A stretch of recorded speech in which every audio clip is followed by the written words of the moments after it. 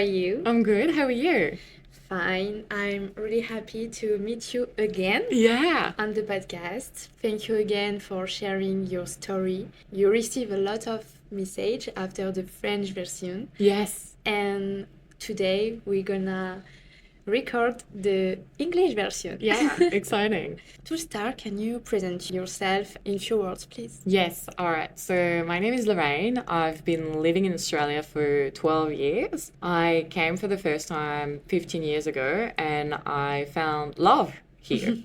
So it's one of the reasons why I came back to Australia. It's a place I love with all my heart, and I was already in love with the country, and then I fell in love with an Australian, and then the Aussie way of life, really. And I continued my life journey here. So I officially chose to be an expat, and I have been here for more than 10 years now. So nice. So you say like you found love in Australia. I did. So can you tell us how you met your love? Yeah, all right. So my love was, his name was Russell. And the way that I call him Russ, the way that Russ and I met was kind of a chance encounter. It all happened organically, and meaning that we didn't really find each other via an app. It wasn't really available at the time. Like there was no app. And I originally came to Australia for 6 months, so I was not really looking for anything specifically. I was coming as part of my studies in France, and I was here to complete an internship, so I was really focused on that aspect of my life at the time. And the goal for me was really to get some working experience overseas, learn more about Australia culturally at work, but also outside of work. And I really wanted to take advantage of the experience of living and working here. So that meant living in the city, kind of getting to know people that were living in the city, so like Sydney siders, and exploring the neighborhoods and behavior and getting a bit of a grasp of how life was for someone living here, but also going beyond and traveling with the country. Now, how did I meet Russell?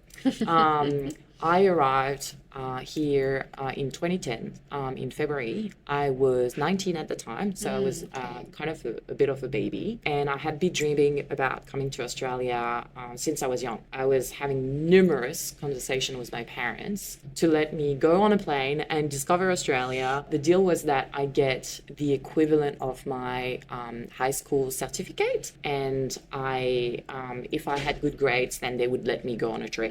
And sorry, but do you remember why, or do you know why you were attracted for Yeah, why Australia? did I want to come to Australia? I don't know, but when I put it together, when people ask me to share why my love of Australia and what brought me here, it was after the Olympics. So think about the Olympics, like we saw Sydney on TV. At the time when I was in school, you had to do a bit of expose on different cultures, and like that was for my English classes.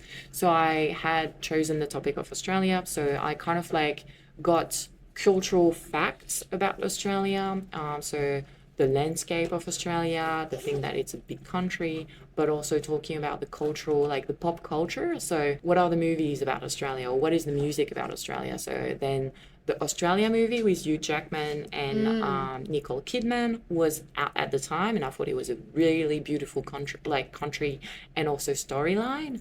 And there was also Kylie Minogue, and I like Kylie Minogue as an artist. And then so when you put all of that together, I was like, well, Australia seems to be a really cool country. It's really far away. And I had that thirst for adventure. My family has been traveling.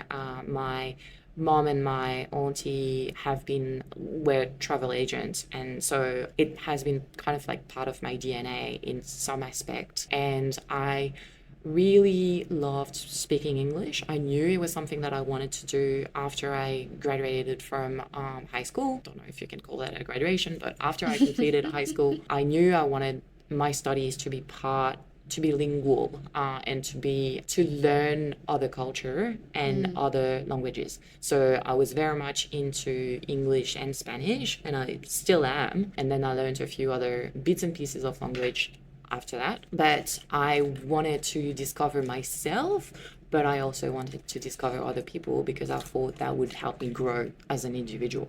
Yeah. So let's go back to the All story right, time. let's go back to the story time and to the love story. So I arrived in February 2010, and I think I met Russell shortly after that. We saw each other, met actually at a nightclub. We didn't really hit it off. We were just talking as two strangers, getting to know each other. For the fun story, it was at the time I was doing my internship, and I was living with a flatmate who was an Italian, very socialite, and she wanted to go out on a Friday night. I was exhausted from my internship because it was long hours. I was working in sales. There was a lot of pressure. But at the time, we had bonded with my flatmate and another of us. It was three of us in the same flat. The other flatmate was not available to go out. So my Gloria, and thank you, Gloria, for having this wonderful idea of going to a nightclub on that Friday night, was really pushing me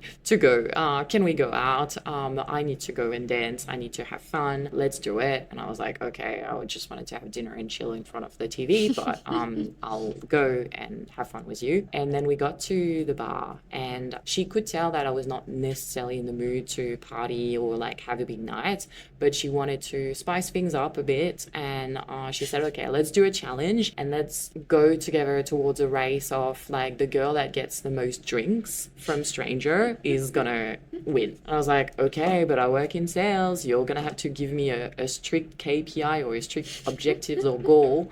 When do you want it done? Like, how long do I have to do that? And then she was like, well, let's give it an hour. I was like, okay, fair enough. She hooked up, or she got close or flirted with a guy, and I could see that guy had, like, he was there with his friends, and I might have caught the eye of one of his friends, and we really started just talking together. At the time I was smoking, and he wanted to grab some cigarettes out of me. So the deal that, like, kind of the trade-off that we made was, okay, I'll give you cigarettes if you get me drinks. Nice. But yeah, so Gloria, while she was kind of flirty with the other guy, Luke, if you listen to us, Luke and Gloria were kind of kissing while I was talking, and I was having free drinks, and he was smoking with me, and we were just chatting. But there was really I wouldn't say that there was no chemistry, but we didn't look into it. Like, we were just like... Two people that met in a party and just talk together. Absolutely. Yeah, we were just like talking, like, hey, what do you do here? Where are you from? Like, where are you working? What are you going to do this weekend? Really chit chat. Like, nothing, like, it was small talk, but I was really standing and like going dancing with her from time to time, but then just chilling, but I was just chilling in the bar instead. Yeah. So that worked out fine. And then towards the end of the night, we wanted to go home. When she said, I'm tired, let's go home, I was like, yay, finally. And the guys were ready to go back home or go somewhere else. So they left at the same time as us. Now, the bar where we were at is called Cargo. It's one of the kind of like big bars in Sydney, like if you want to party or whatever. But the reason why I'm saying that, it's on the quay, like it's on the waterfront, so you can walk around, and we walked from the Cargo bar to the IMAX, so we had a bit of a short stroll together. And then we were living at the time in Pyrmont or Ultimo, so we would steer right, while they were living in the North Shore, so they would head back to the city and kind of like take the train or taxi or whatever. And so they were going left, we were going right. We said goodbye. She said goodbye to him. She got his number. I just said goodbye to Russell. I don't think at the time I knew what his name was. Maybe we had exchanged names, but I just don't recall. Yeah. And it didn't really register. Like, I wasn't really looking for... Yeah, because it was just a guy you met and you didn't remember. Yeah, like, I was like, I don't think I'm going to see you ever again, so whatever. But life. So Gloria, a couple of weeks after that, says, hey, I found the friend of Luke who were like on Facebook. Maybe you should chat to him. And I was like, oh yeah, actually, I could have a friend, like have an Australian friend showing me Sydney and showing me the city, or like telling me more about his culture. I was really into, I want to learn more from him, but I was no way thinking that it would evolve into a relationship, which it did. And it was like the strongest relationship in my life and a pivotal relationship. And I never really realized how big of an influence he would have on me. So I message him and I say, hey, it's the French girl you met at the bar. I don't know if you remember me. I'd like to maybe like chat with you or, you know, get to know each other and maybe like go for a drink or whatever. But no intention of flirting or dating or anything. Just the guy you met and you want to have some discussion with him and discover his country and his culture, and that's nice. Yeah, that's it. Like cultural exchange. Think of it that way. And then he responds back and he said, yeah, totally remember you. Can even hear your accent when you're typing this message to me. And I was like, bang, I've got an accent, which I've worked on hard not to have anymore. But I do have a bit of an hybrid accent, I think. But anyway, we meet, and on that night, there's some chemistry that's going on. We go to another bar, and it's so funny because I feel like our relationship is punctuated by different places in Sydney. Right now, when I walk past some bars or places that we've been together, I do have vivid memories about this time, and everything holds a special place in my heart. I really love Sydney as a city, and that's obviously why I've been living here for a while. But it's funny how places and times and even music or smells, they bring you back to a place in time. Yeah. So I don't know the term in English, but you know, in French we say the Madeleine de Proust. yes, of course. Yeah. I don't know the term in English either, but it's it's definitely a concept. We should look into it. But yeah, Madeleine de Proust, it's based on a kind of like a big book that has been like, it's a classical book in France, and it takes you back, like the places or the smells or whatever, it takes you back to a specific place. Yeah, love that. So going back to my Madeleine de Proust, so we were at the bar and we get a few drinks, we start talking together, and then he starts blurring some words in French, and I found that really attractive and really sexy with an accent. So I said to him, oh, careful, because if you do that again, I might kiss you. Obviously, you say that to a guy, what is he gonna do? He sees that as a dare or a challenge. So he says the French thing again, and there I go. Obvious. I'm like, I had a few drinks in me, and I was like, all right, I'm gonna go and I'm gonna kiss you. And then we kiss, and there is that thing that's going on between us, and it's nice. It feels really not magical, but there's like chemistry going on there. But the thing is, that date or that meetup was during the week, and he had a busy job. I had a busy job. I wanted to go home and have a good night's sleep and go back to the office the next day feeling fine and not hungover or anything. So I said to him, I think I'm going to have to get going. And it was really nice to see you. Let's do that again. But I need to go back and get my beauty sleep. And he was saying, well, I'll just make sure that you get home safe. So is it okay if I come with you? And like, I'll just, we'll just get in a cab together and I'll just make sure you get home. And I said to him, I really wanted to be straightforward. Listen, if you're expecting something on the first night, it's not going to happen. I'm not this type of girl. I just don't want to, I want the expectations to be straight, that there is, like, I'm attracted to you, yes. However, nothing's going to happen tonight. So you can come to my place and, like, make sure that I get home safe. But if you're expecting more, you won't enter in my room. There you go. It's not gonna be that easy. There is a feeling like there is something happening between us. I don't want to ruin that by being making it as easy as possible. I'm like, no, you're gonna have to work for me because I know my worth and I know that I want to explore more a deeper connection with you rather than just a fling. I've had flings in the past, and even though I'm not looking for a relationship because I know I'm here for a very short amount of time, I do want to explore something a bit more with you. I'm not saying that, like, I'm not. Yeah, but you felt yeah, that at this exactly. moment. Yeah, exactly. I'm kind of saying like, well, and then he's very caring, very gentle, saying, well, that's okay. I understand, but I want to do that. Like, I still want to make sure that you get home safe. And I thought that was he was displaying like some chivalry. I thought it was very emotionally smart and intelligent and very caring. I was like, wow, I was kind of taken aback, and that made me emotional, and I cried. And I was like, oh my God, this is not how it should be. I'm the type of emotional girl. So say I'm going to go watch a movie or I'm going to go to an art exhibition, I might be crying in front of a piece of art or in front of a movie or for a song.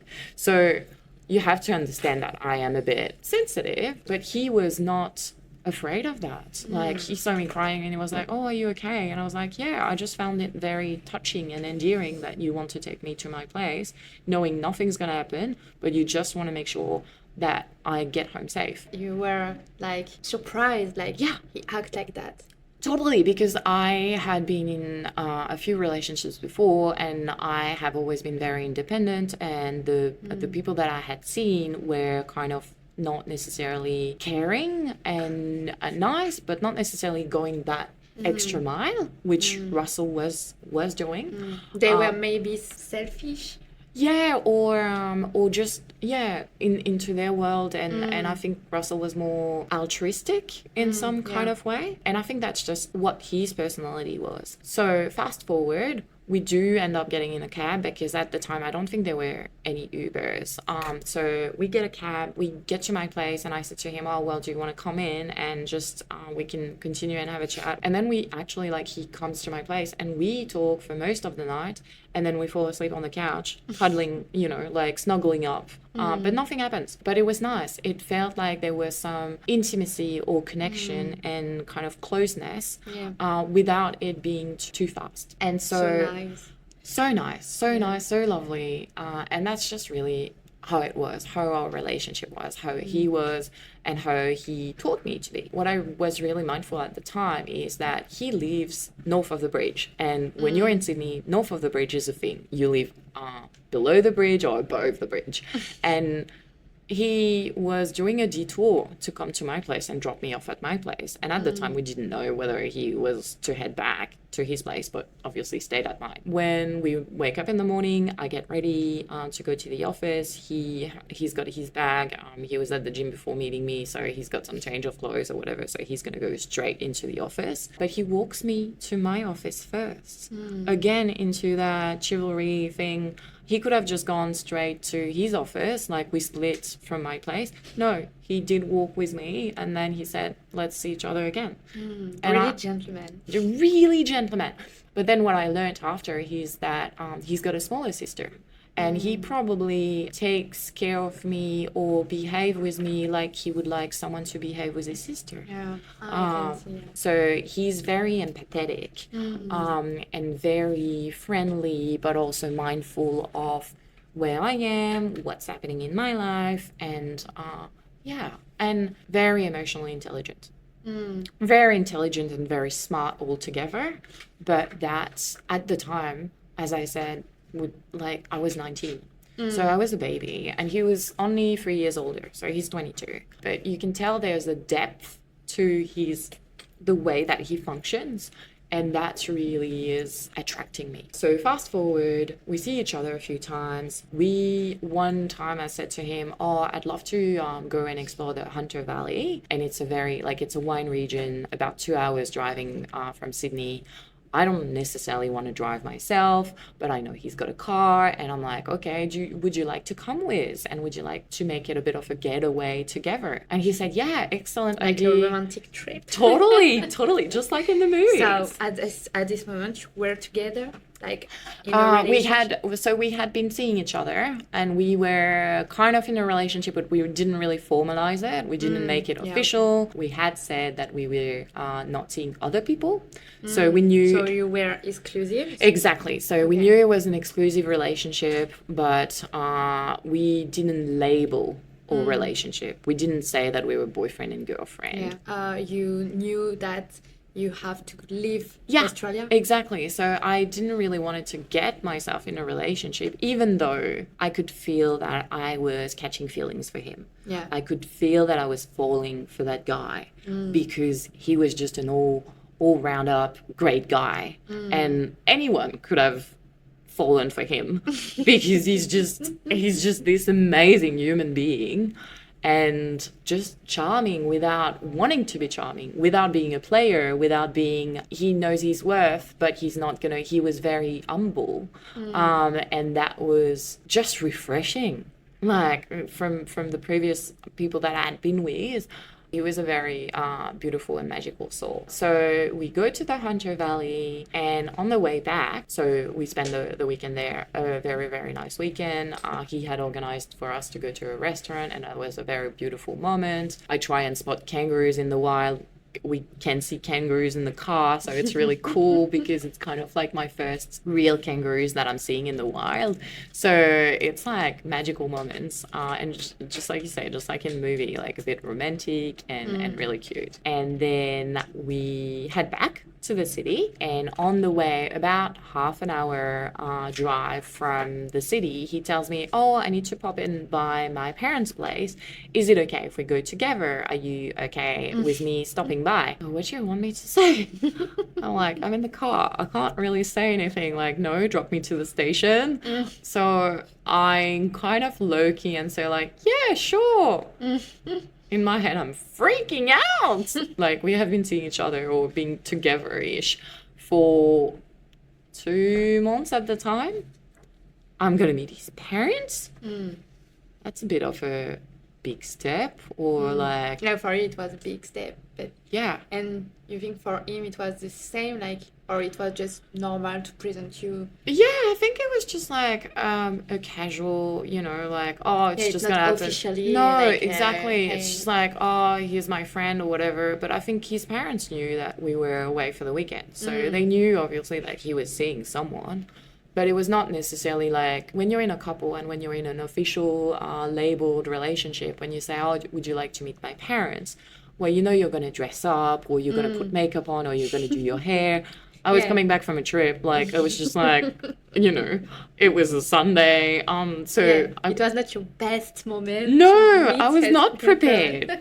But we got to his place, and I get to meet his parents, and his family is very welcoming, and that's just how it is. Like, his family is genuinely like great, and has been so great with me, and it's like my family away from my real home and my real family. And so we exchange a few words, and they say, oh, welcome, would you like a tea, blah blah blah, and then we just go back to the city. So that's it. I don't think too much of it, and I'm not gonna raise that as a topic in a future conversation. It just happened, and right now we're just like going as like, it's not baby steps or whatever, but we're not necessarily thinking long term. Like, we're just living in the moment and enjoying the time that we've got together. Fast forward to a day where we would exchange texts kind of every day, like, hey, how are you? Like, did you sleep well? Like, have a good night, and this type of things, like small attention. And then there's this day where I'm at the office and I haven't heard from him in a while. But when I say a while, it's I Few don't know. hours. Yeah, exactly. It's a few hours, or even the night before, whatever. So I'm like, oh, something's off. Like, I should have heard from him today. And then he sends me a text and say, hey, sorry, I haven't been in touch lately. I had a seizure and I'm at the hospital. And I'm like, what do you mean? Like, I didn't know what a seizure meant. So I asked my colleagues, and then they explained that it's kind of like your brain is sending an electrical shock, and your body is shaking and you're unconscious. And I'm like, what the hell is going on? Like, I was concerned for him. Like, I was catching feelings for him, and I also wanted to know that he was you okay. were worried.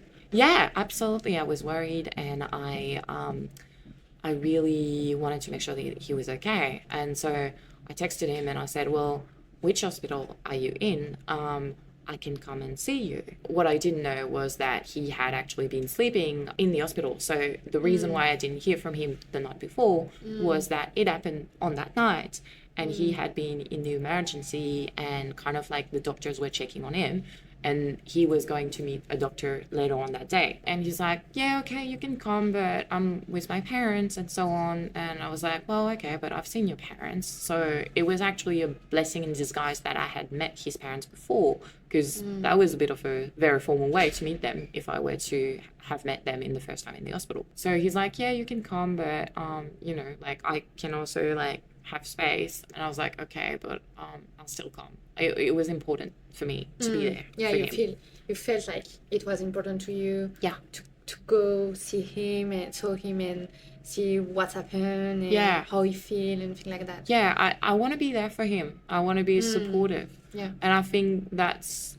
a trend that happened later on in the relationship. So I get there, and then something happened, and the doctor wanted to see him in the room, and he kind of broke the news that there was a mass in his brain. They would need to do maybe a biopsy or like an exam about the mass, because there would need to be a surgery about it. The mass could be cancer, could be a tumor, but they just don't know what it is. So it's a very concerning news. It's very serious. And I think everyone is taking the news, like absorbing it and being like, what the hell? What is this? What is going on? It's a shock for everyone. And I don't know how to react. I don't know anything about the medical environment in Australia. Obviously, it's a very private and very intimate piece of news. His family is around him, and I'm here, a bit like a satellite, or like, you know, I'm not part of the family unit. I've barely known him.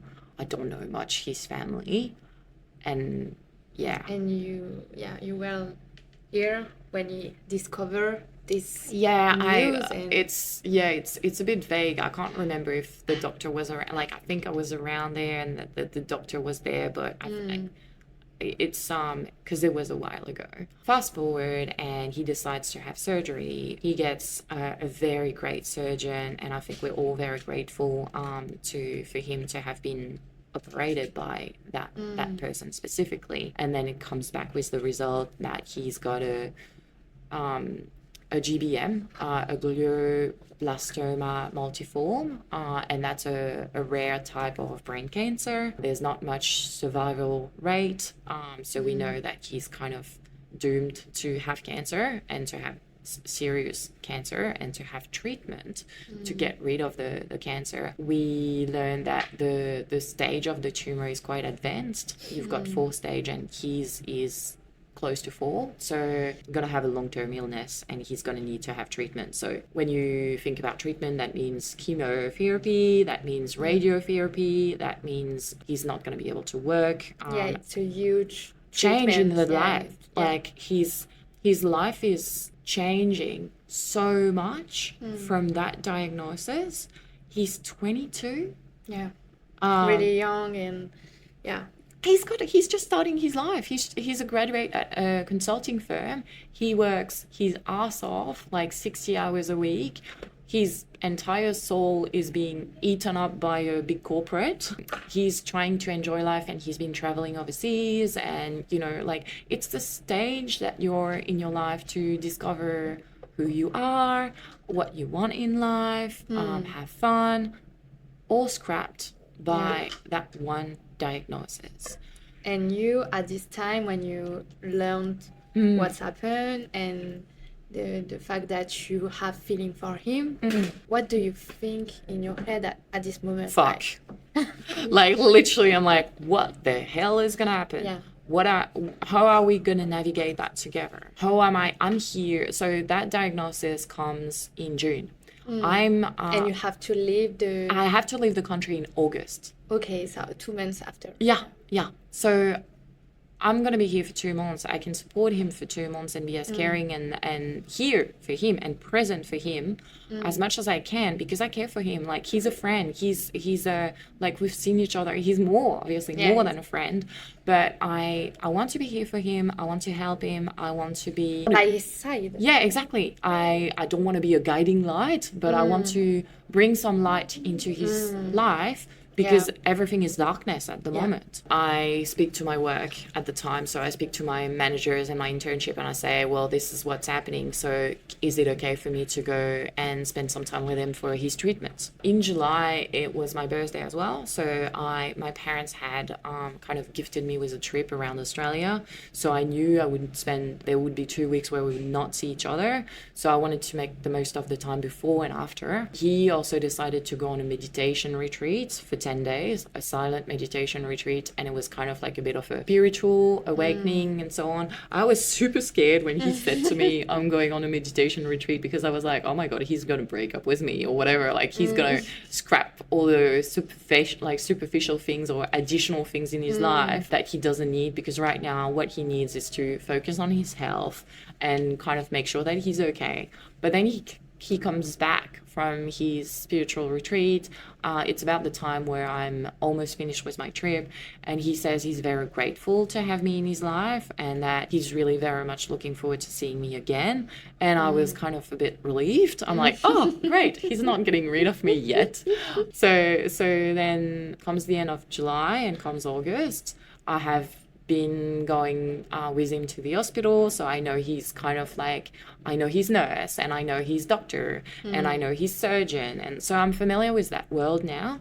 And so when I go back to Europe, if he wants to speak to me about his treatment and everything, I'm gonna picture in my head where he goes, who he sees, what are the conversations and so on. You can understand. Yes, exactly. I'm familiar with it all, which is actually helping in my understanding, my awareness, and my me being supportive, because then I've got all the elements to help him out. I think it can help you a lot to know that what happened, who are the person around him, like that, Yeah, so it's a reassurance. If you're really far, you can just know that where he is and what he needs.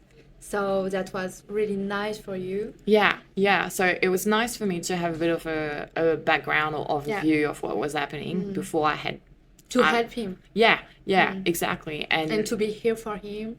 Comes the time where we're going to have to leave each other, right? I'm going to have to go to the airport and I'm going to have to pack up my things. I need to leave my flat, and he offers me very kindly, his family said, you can come and stay with us for your last week. So I stay with them. So I live with them for a bit. So it's really nice, and I get to know them as well. And I get to know, like, I'm feeling okay that I'm going to leave him, because I also feel like I'm deserting at a moment that is very crucial in his life, but I have to get going with my own life. Before I left, I had a ring on my left hand that I was constantly playing with, and he really liked that ring. He was seeing, like, it was a part of me. I had that ring for probably about 5 years. So it was very much like, it was almost fixed onto my finger. It was not moving, and it was something that was really important to me. It was gifted by me when my grandmother passed away, and it was her engagement ring or something, like a very meaningful ring for her.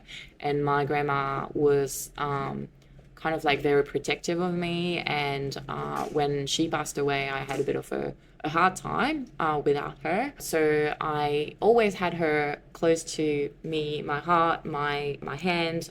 So she was always there for me. I decided to give him that ring.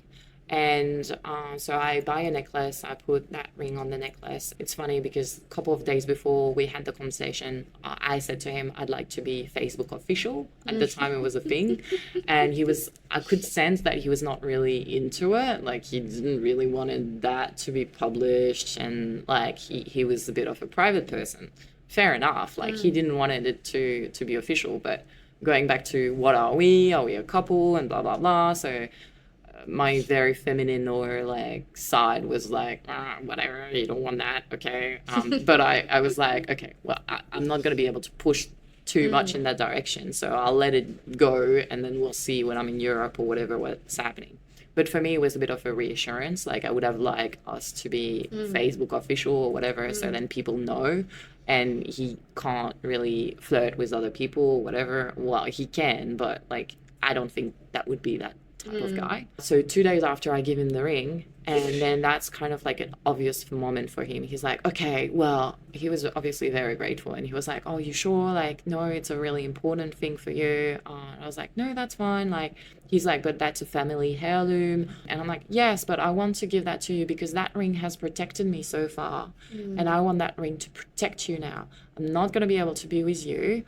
I want that ring to be a token of my appreciation towards you, a token of I am here with you and I'm sending you good vibes anytime. And if you need anything, I'm just a phone call away. And he's very appreciative of that gesture. It was really meaningful for him. Yeah, so meaningful that literally like about 10 minutes after he makes us official on Facebook. And I'm like, oh my God. That's the thing. Yeah, I'm like, does it really take that? So it was very fun because it was that exchange, right? I give him something, not expecting anything in return, but because he's receiving so much love, he wants to give that love back. And again, that's our relationship. Our relationship is always, I'm giving, you receive, you're giving back. And it's just It's a like healthy balance. Yes, it's Yeah. a balanced relationship. It's a healthy relationship. We're growing together and we're lifting each other up through hard times. And what I really thought and what I didn't realize at the time, but I really thought that we were learning and growing together as individuals and so on. But going through a hard time when you're in a relationship really is a testament of how strong your relationship can be. If you're able to go through a disease or a passing of someone, a loss of job, or like loss is a very hard concept for the human brain to understand because we take life for granted. We think we're always going to be healthy. We think our job is going to be fine. We think the people that we love are always going to be here with us because we're all immortals. No, we're not. But that's something that I've learned with Russell. And so we've got that great relationship going, but I have to head back to Europe. So I head back to Europe. And the plan is, I say to him, you've never been to Europe, you've traveled overseas. Would you like to come when it's Christmas? Like, let's see each other in 6 months' time. I'd love to be able to show you France around and show you maybe other places of Europe. I was headed back to Europe because I was going for a year of exchange in the UK. So I was going to live in the UK. So if he were to come and see me in December, he would come and see me in the UK, and then we would head back together to see my family in France. So he would at least go to 2 countries, and then we could go and explore other places. And he's like, yeah, okay, sure. I'd love to do that. I just need to make sure I've got a medical clearance that my doctors are allowing me to go and fly and whatever. Yeah, because it's a long way. Yeah, it's a long way. And also we need to make sure that he doesn't have more seizure. Yeah. Because the reason why he was having seizure is because the tumor was putting pressure on his brain. And when you put pressure, the way for the brain to decompress is to send an electrical shock. Yeah. And then it gets better, but it's not really a safe way. Like, you lose consciousness, you can fall, like there's so many things. So he had that's impressive too. So he had like an anti-seizure medication, and then he was still going under chemotherapy. The radiotherapy was kind of finished when I left, but there was still a lot going on. And as much as he wanted to make plans in the future and go and travel, it was up to his medical state and his level of healthiness. So you start a relationship by this distance? Yeah, so we're now officially in a long distance relationship. So that long distance relationship is going to happen for about 3 years until the point where I come back to Australia. Okay. So we see each other at least every 6 months, at least a minimum of every 6 months. It's hard for us, but we speak every day. There's At the time I had a BlackBerry, and you can have like BlackBerry messages, and then I moved to an iPhone and we could do FaceTime. So the technology is improving Thanks, with technology. us. Yes, thank you, technology, because it's like, imagine if it was like 20 years back and By I would, letter. yeah, exactly, would send letters or whatever. But no, we've got Skype, so we can Skype and so on. The only thing that's really annoying us is the time difference. Because if he wakes up, then I'm sleeping. If I wake up, it's the end of the day for him. So we just need to make sure that we're coordinating well when we're going to catch up. But So you live in two different time. yeah, exactly. Like he lives in the future and I live in the past, kind of. There is that level of when we are together, we've got a physical close nest and we're intimate and we're very close. But when we're apart, we have to talk about things, and we have to make sure that if we get upset at each other, we need to quickly change our mindset, or we need to quickly be able to communicate about what we're not happy with, because we can't really be mad at each other for a week because we're losing that exchange time. Yeah. So it's a very mature type of relationship, and we really, like, I don't think we really ever get in. I get annoyed and I get cranky. He rarely gets cranky, but sometimes I'm like, well, you could have told me that you were not available, whatever. But it's just like coordination, so we get better at it.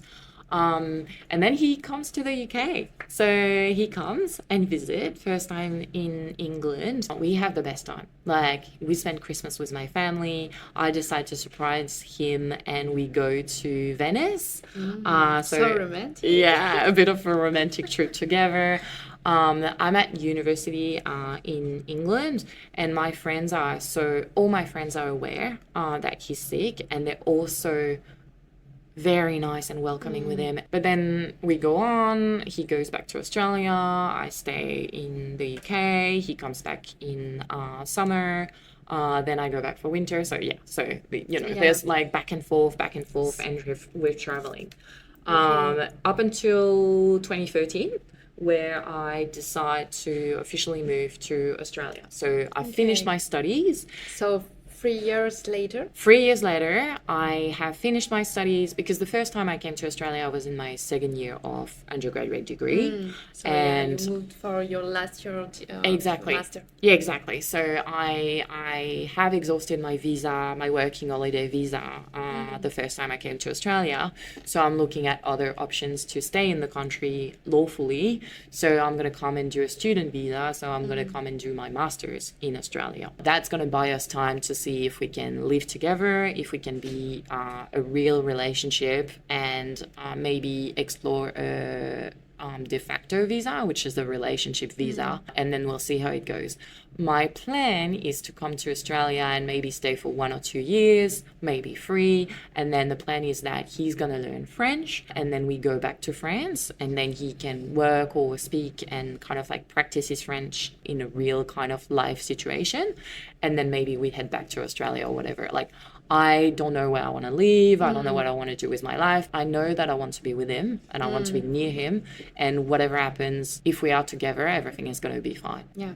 But life happens. And so I do my studies. My first semester is going well. In Australia. In Australia. So at this moment, you live together. Yeah, so we're living. So I moved for the second time in Australia, and that's where unknowingly I become an expat, because I'm never going to go back to Europe from that point onwards. So February 2013, 3 years after I came for the first time, I decide to migrate to Australia and move to Australia temporarily, but it became permanently. And I start my degree, and I study at university, and we move in together and we live together like a couple. I feel like we're really in that adult relationship. I've become an adult. It was not so difficult to move from a long distance relationship to a moving together. Well, it was a bit of an adjustment. Yeah. But we were just so happy to see each other. And after 3 years. Oh my God, after 3 years, yeah. And he came for Christmas 2012. So we had already spent 2 months together. Okay, but we had spent 2 months together traveling with my family or other places. So it was not like a big big gap. change. Yeah, exactly. We were slowly easing into it. But I think the difference was that we were making our own place. We were making our own home. So we were kind of like nesting, like the birds, like you make your own thing. So that was nice because we were making decisions together, like what fridge are we going to get? Or, well, we actually got a fridge that he already had. But like, it's kind of like an exciting phase, like when you're moving together. And it's the first person I'm moving in with. He has already moved with his previous girlfriend. So he's kind of lived with someone. Yeah, so new. So Okay. I'm kind of like, I'm learning from his experience and I'm loving this life because, oh my God, we've been waiting for so long to be together and we're finally together. And then during the weekend, we're going to visit his family for Sunday dinners or Saturday dinners. And it's really nice to have that time and getting to know more his family as well. Because if I get to know more his family, then I'll get to know more about him. Yeah. And then they're going to tell me stories about, silly stories of things that, Yeah. or show me like old Yeah. pictures and so on. So it's really Yeah. cool. And so life goes well. It's beautiful. It's magical. We have so much fun. We do a housewarming party. We invite friends. Like, we're really settling in this life. Second semester, emotionally charged. He regularly goes on appointments to his doctor because he's got regular checks to see how it's going. He's officially in remission. Everything is looking up. Everything is looking bright. It's positive. We're out of that darkness or that cloud over our heads. Usually when he goes, he sends me a text saying all clear. Like the all clear is after the MRI. That day, he's usually pretty relaxed when he go, or, there might have been a bit of a level of worries like ahead, like the night before, whatever, but he's just like, it's part of the routine. It's a routine thing now. That day, I get a call from him. I know he had been to his appointment. And if I get a call from him, I know it's not a good sign. Yeah. So he calls me and he's got a flickering voice and he tells me it's back. And I don't really know how to react because I don't know, is it back like a lower grade or is it back a high grade? Is it back, where is it back in the brain? Because the brain is a very complex organ. There's very much different functions. He hadn't been, having headaches or seizures and so on. So there was no warning signs for us to pay attention to. So we're going to have to, he's going to have to go see doctors and his nurse and whatever. So I'll try and go with him, but maybe his family is going to go with him. Depends on our calendars and so on. Like, I'm studying part-time and I'm working part-time at the same time. So I have a heavy calendar and like busy activities. And he goes and it's back. And we don't know if it's curable and he's going to have to go for treatment again. And it might be worthwhile for him to have surgery. Great.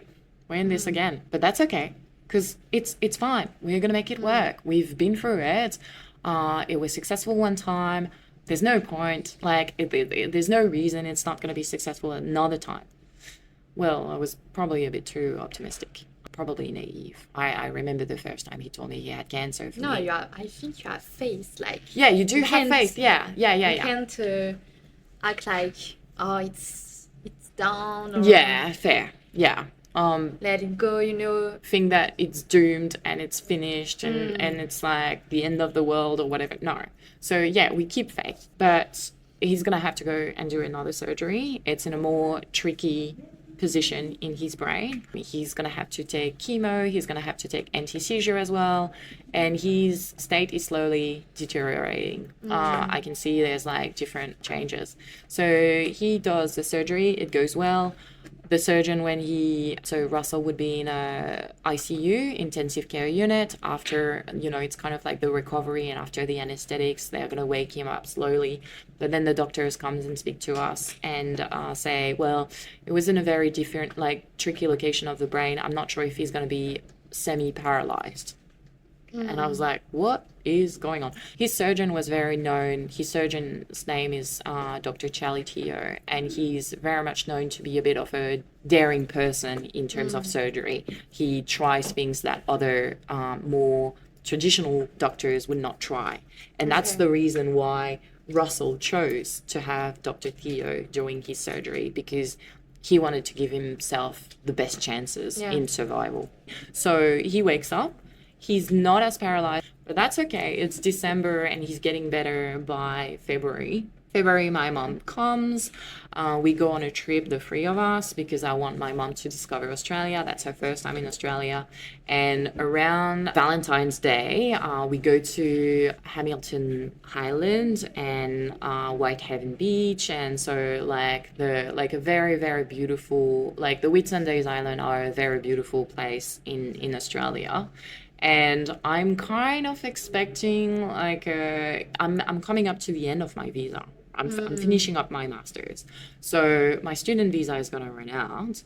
I need to be in a visa with him. We're going to have to do a de facto for me to stay in Australia, because the plan is for me to stay a bit longer in Australia. So I'm kind of like, I've moved across, I've moved my life across for him to be with him, but for him as well. So I'd like to have a bit of a ring. I'd like to have a bit of an engagement. Proposal. Yeah, proposal, please.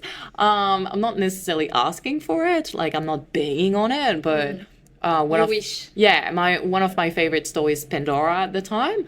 And so I take him to Pandora and I'm like, oh, look at this ring. It's cute. Oh, look at this. It's cute. And interestingly, I don't show him bracelets or earrings. I'm showing him rings. Like, I'm sending you a subliminal message here. Yeah, I'm like, hello. It would be nice to have some kind of, thing. Like, yeah. So we go to Hamilton Islands and the Whitsundays, and then we fly back to Sydney, and it's Valentine's Day. On the day, I had given him a card and a little gift. I can't remember what it was, but it was just like a small thing. Nothing from him. I was so pissed. And my mom was like, oh, come on, he's a guy. That's okay. He probably didn't think about it. I'm like, we're on a trip to a paradise place, and he's not even like getting me like a flower. I was just a bit like, come on, you could have done better. But anyway, that's just me having like high expectations.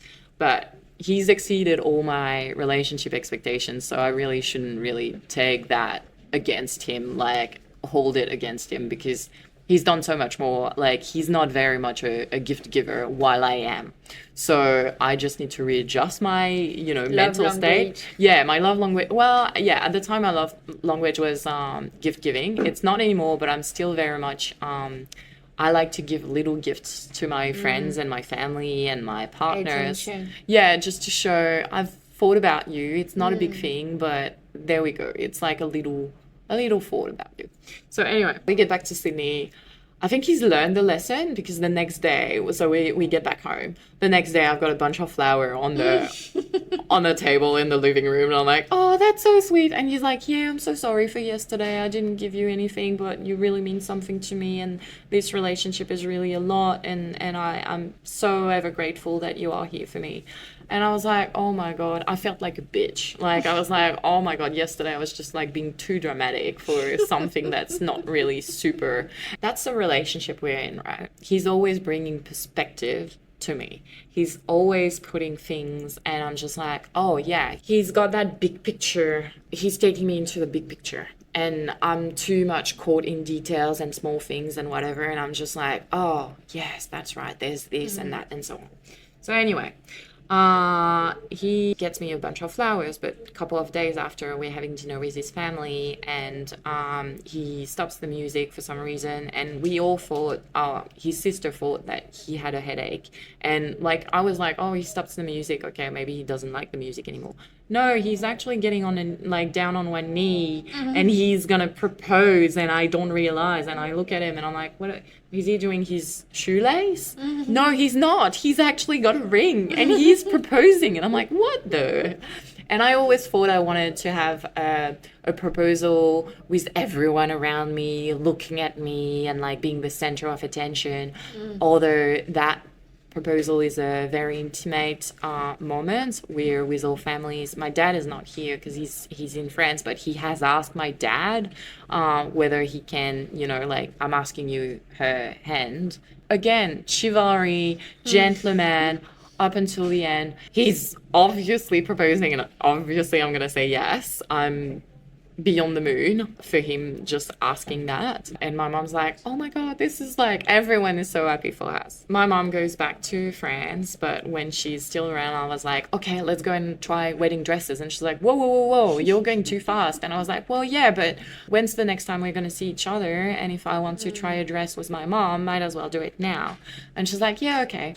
So we go. Fine, like we go and we find the dress that I want, and I'm beautiful, and my mom is really emotional, and then I decide to get that dress for, you know, in the future. And then my mom flies back to France, and so March comes. At the time, Russell was doing a clinical trial, so we go and see his nurse, and his nurse said to me, do you want to go for a walk together? And I was like, yeah, okay, sure. During that walk, she tells me that even though they removed the tumor, it was fine after the surgery, the treatment is not improving his state. It's actually the tumor is spreading, and he's not responding well to the treatment, and he doesn't have much time left.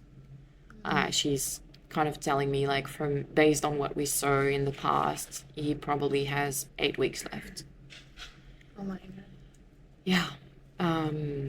It's weird for me to know that. And she kind of tells me, you're going to have to talk about that with his family and decide what you want to do. You're probably going to need to start thinking about having assistance and care at your home.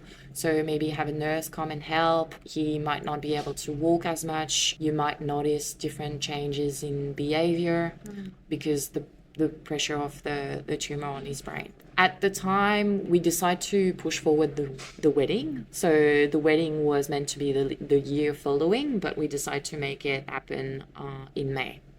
Okay. So we are working towards the detail and getting the venue and inviting people, but we're going to scale down the wedding. We wanted to have a wedding with 80 people. We're going to do a wedding with 12 people. Everyone in my family is excited. My dad is getting people to send me messages, like kind of like cards and whatever. Like he's going to bring that with him when he comes for the wedding. I can see living with Ross that his body is not functioning. It's not 100%. We're deciding to stop the clinical trial because if there's no point doing adding substances to his body if it's not working. We live in a townhouse, so we live on 2 levels. He's gonna struggle to go up the stairs, so we need to readjust our living arrangements. So that means we decide to move back with his dad. And we move back with his dad. His dad works from home, so that works, and he can look after him, and I can look after him, night or whatever. And it's a really difficult time because he was very strong mentally, but he's just a bit upset at himself. Like, he can't do things, and he doesn't have as much appetite. Because he wants to do something, but he can't, so Yeah. it's frustrating. Yeah. He can be here for you as he wish.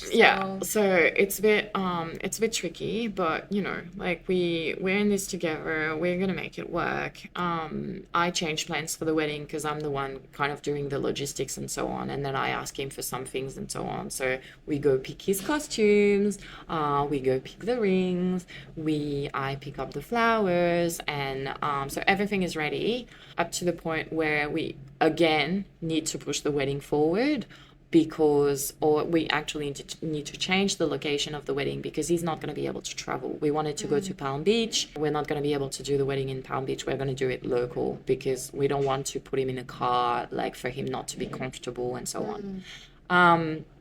So we moved the wedding, and also we had nurses coming to the house and so on, and then his medical team said, I'm going to have to make him go to the hospital, and he's going to have to go to a palliative care hospital. Palliative care, for people that don't know what it is, it's you're assisting people with the end of life. The medical journey comes to the point where you're trying to assist and you're trying to save someone or have surgery or treatment and so on. And then there comes a point where you can't do treatment.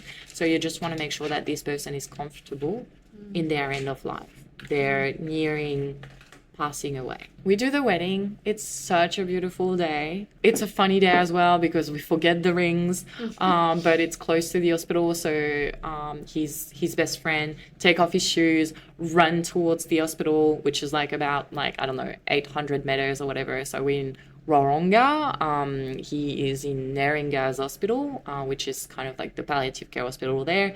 And in Wahroonga, there's a beautiful park, and we get married under the rotunda. It's a beautiful day of May. We get married the day before anniversary, so it's a meaningful date for us. My sister-in-law is walking me down the aisle. My father is too busy filming and recording with his, digital recorder or whatever. So it's really funny. And he sees me walking down and he cries. He's in a wheelchair at the time. He can't stand anymore. He's too weak for that. So he's in a wheelchair. It's not the wedding it's not my dream wedding or my princess wedding that I had imagined when I was a kid, but it's exactly how I want it to be. It's got all the people that I love. My best friend has flown from France. My godmother, who's also my auntie, has flown from France. My parents are here. His family's here, and everyone that we are really close and have been with us throughout the relationship are here. I wish we had more friends around. I wish I had done an engagement party or a wedding in France, but I can't control that. So I'm just going to focus on what I've got, and what I've got is already sufficient enough. And I'm already so pleased that we're able to make that day happen. And so he cries when I walk down towards him, and I'm like, no, please don't cry, because you're gonna make me cry. I'm gonna become emotional. And I don't know if he was teary because he was really happy and emotive to see me in a white dress and like pimped up, kind of, because I had done my hair, I had my makeup, and I'm a very natural girl, and I usually don't wear makeup, I don't do my hair, I'm not a very fashion person, so I am a plus version of myself. Like I'm looking really good. But I also don't know if he's, because he's realizing that we don't have much time left together. I don't know if there are tears of joy or sadness or mixed feelings. And I'm never going to ask that question, because I think I just want us to enjoy the moment. Yeah. Then we go to the restaurant. My dad does a long speech that he's translated from French into English. And I think we're all like, when is it going to end? Let's have a drink and let's have fun. And he's laughing. And there's photos of him where he's exchanging like looks with his best friend, saying like, oh my God, this is a long speech. And it's so funny and it's so sweet. And then we go back to the hospital, and my dad has brought lanterns for us, and there's that beautiful photo that I have where I'm lighting the lantern, and it goes, like in Thailand they do that, and then it goes in the sky, and it's kind of the symbol of that all love is going up above, because all love is gonna go up above. He's gonna be gone soon, and I just don't know when, but that's a very imminent thing that's going to happen. So I better prepare myself. I can't tell him that he's going to be gone, because no one at this point has told him that he's very close to the end. I think he can feel it, but we're not really raising that topic. And because of the difference in culture, in France, it would have been way common to discuss that and say, you're gonna die soon. But in the Anglo kind of culture, what I'm picking up is that we're not really talking about emotional things. So I'm kind of, I want to talk about things, but no one is. So I'm like, okay, I'm just going to see what everyone's doing and so on. You follow what people do. Exactly. I follow the lead of everyone else, because I'm kind of the outsider. I'm not the outsider anymore. I've obviously been welcomed into the family, and I'm not necessarily an integral part of the family, but I'm embedded into the family. And so I kind of cruise along and I see what others are doing, and I'm being influenced by that, and I follow that pattern or that spirit or mindset. So we get married on a Monday. The next day, Tuesday, the doctor that is in charge of his treatment is saying, we're going to stop steroids. So the steroids are the medication that are decreasing the pressure in his brain. But the steroids also have a huge toll on the body, and that changes a lot your appetite and the way that you think and so on. So it's not sustainable to have steroids a long time. And again, we're in that phase where we want him to be comfortable, so we're going to stop medications that are not necessarily needed.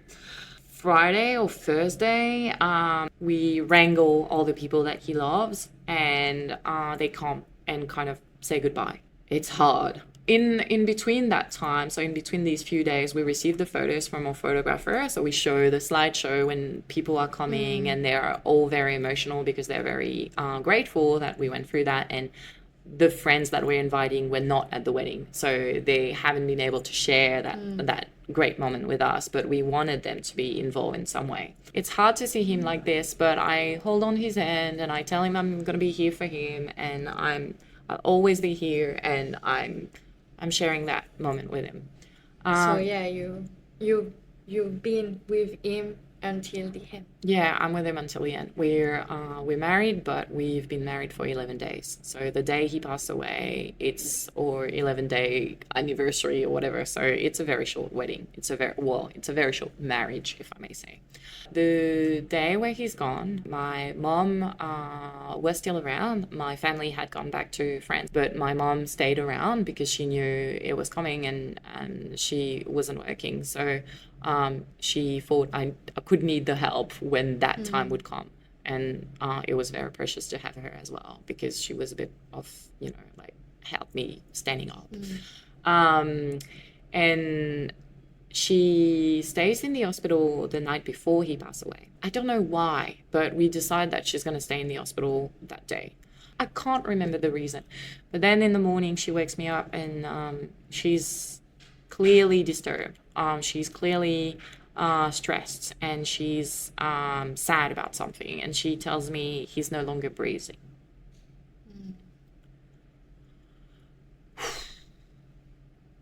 I'm like, wow, no, Mom, that can't be right. I think you're just tired, or you just woke up and you just had a bad dream. So I go to him, and that's where I realized that we're all very mortal, and we don't realize that. And the beautiful soul that was in his body is gone. Sorry, I'm just being a bit emotional here. And so I call his dad calls his mom, his siblings are coming, and we say goodbye.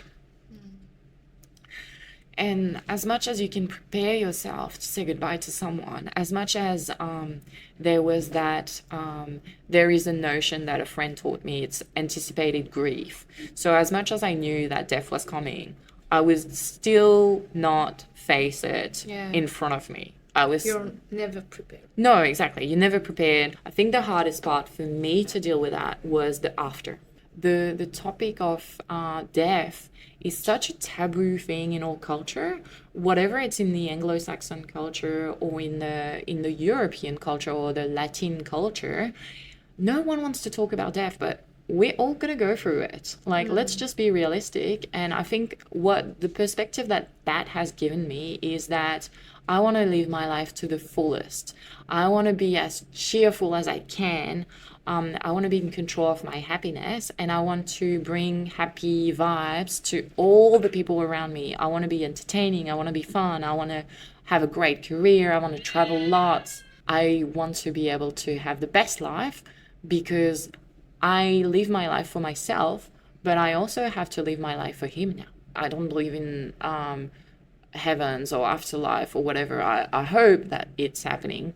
But I want to believe that if he sees me, or if he's looking after me, or if he's watching after me and being my guardian angel, I want him to know that I'm doing fine, and I am living life for two people instead of one person, and that nothing is going to bring me down because I've got him on my shoulders, because he's going to lift me up even though he's not here anymore.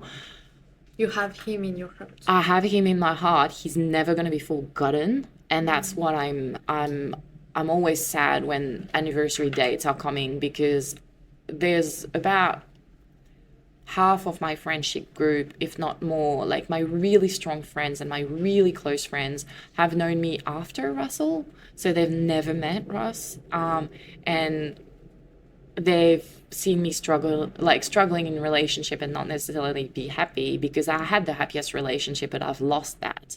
So I'm proactively looking at having a new relationship that's healthy and that's as positive as that relationship was, because as much as I can tell you that we went through shit together and we went through negative moments, we had so much positive moments, and everything that I remember now, nothing is negative. It's just they were all life lessons.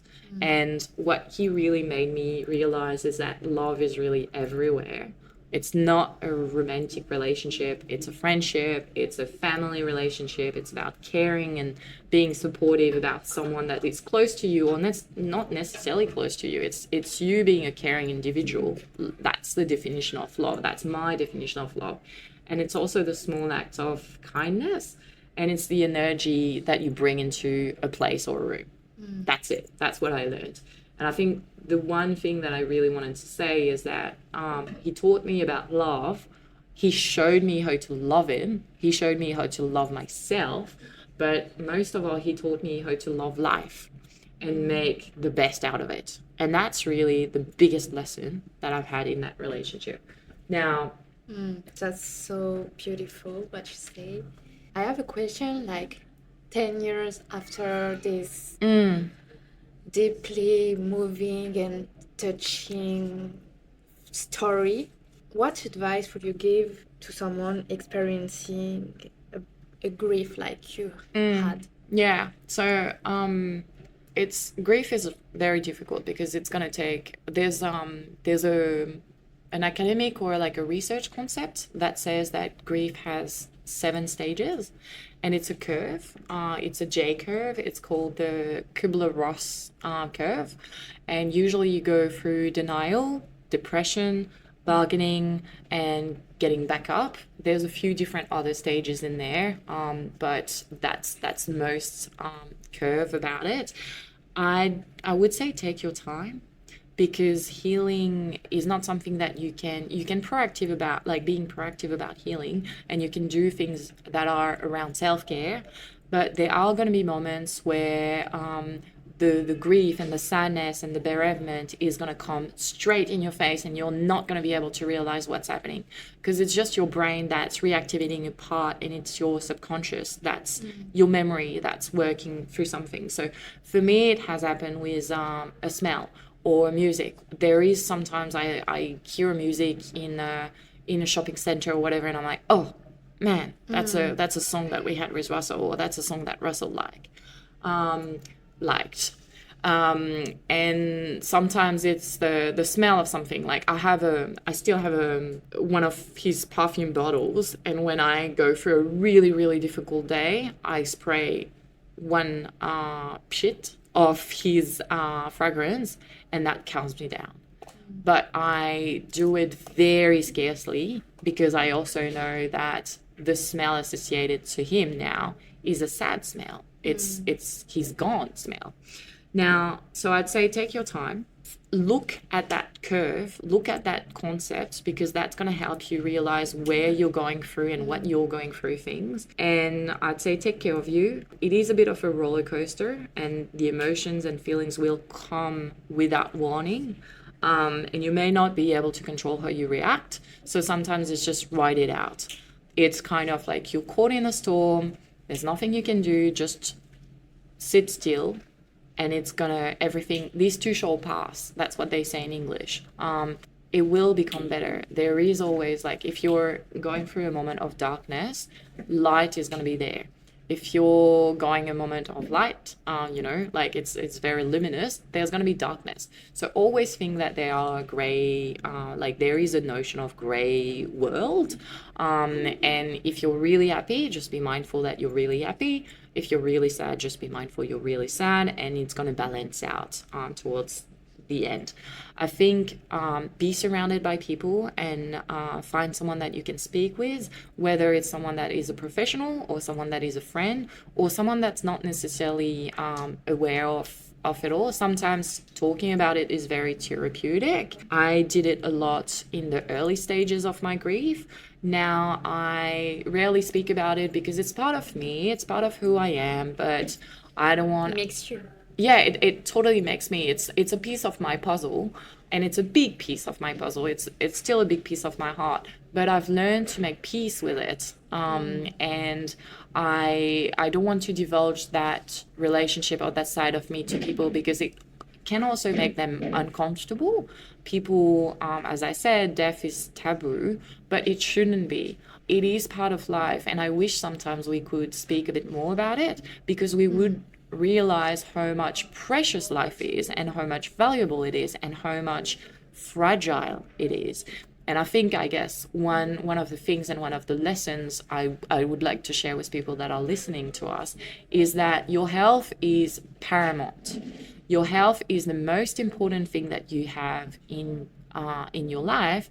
If your health is not going well, nothing else is going to go well. So your relationships are not going to go well because they're going to be affected by that. Your work is not going to go well because you're not going to be able to be as focused or as productive as you want to be. And I'm saying that today with a bit of a scratchy voice. So tonight I'm going to rest and I'm going to take care of my health because I don't want to have a cold or I don't want to have something else.